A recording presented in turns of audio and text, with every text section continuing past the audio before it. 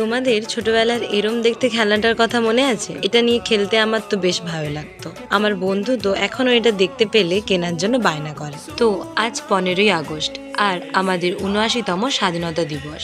আগে তো এই দিনটার কথা ভাবলে যেটা মনে হতো সেটা হলো স্কুলে গিয়ে পতাকা উত্তোলন, শোভাযাত্রা শেষে ছোলামুড়ি লাড্ডু আর সেই সকল মানুষদের স্মরণ করা যারা আমাদের জন্য লড়াই করেছে, স্বপ্ন দেখেছে একটা সুন্দর, মুক্ত আর শান্তিময় দেশে।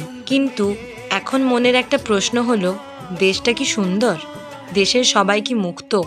দেশের মানুষগুলো কি সত্যিই স্বাধীন? এর উত্তরটা পারলে না হয় তোমরাই দিও।